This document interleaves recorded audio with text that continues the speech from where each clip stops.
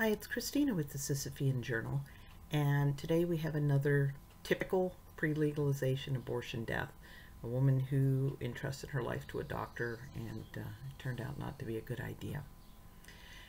Tillie Hartel was 19 years old. She lived with her parents in LaSalle, Illinois, and she worked as a stenographer at a clothing store. On July 2nd of 1928, she told her parents she was leaving for Springfield for vacation for a week. And this struck her father, Michael Hartel, as odd since they had no relatives in the state capital and Tillie had never gone there before, and she didn't write home at all during her absence. But what Tillie's parents hadn't known was that she hadn't left LaSalle at all.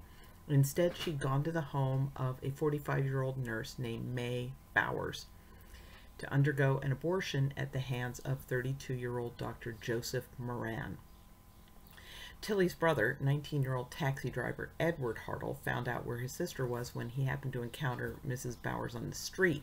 He later said that Mrs. Bowers had told him his sister is a bad little girl and is ailing with a disease.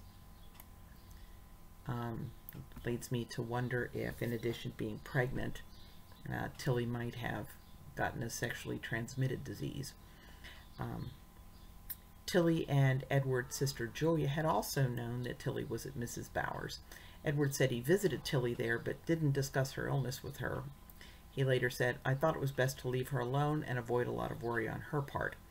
And he also said that though he thought the situation was funny, it was best not to tell their parents to avoid worrying them. And Tillie went back home around July 9th, and a few days later she took ill. Her father later said that all he knew about the nature of her illness was what his wife told him, that Tillie frequently had pains in her side that were relieved with hot water bottles. Tillie's health took a turn for the worse around July 21st or 22nd, and Dr. Moran began coming to the house to tend to her. Now, Mr. Hartel had no idea who had sent for him. It turned out later that Edward had brought the doctor there at the behest of Julia.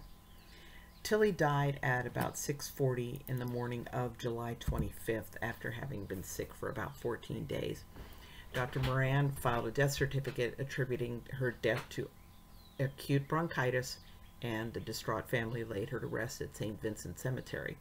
About 3 weeks later, though, Dr. L.D. Howe, the coroner, received an anonymous letter saying that Tillie had actually died from a criminal abortion. So Dr. Howe got a court order to have her body exhumed, and an autopsy confirmed that she had indeed died from an abortion.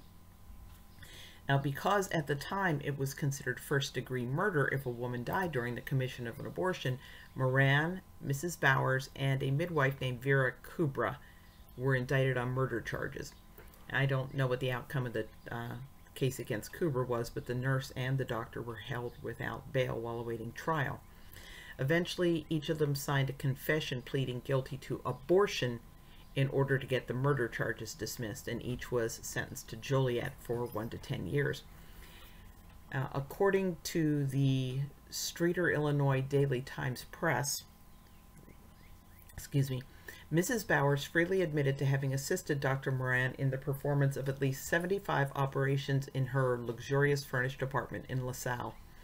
She also expressed the belief that the physician was a dope addict and professed having seen him take both tablets and hypodermic injections while in her presence.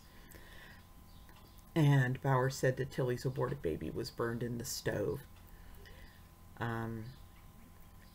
Moran made a very good impression when he was in prison. He got out early on good behavior and went right back to committing abortions.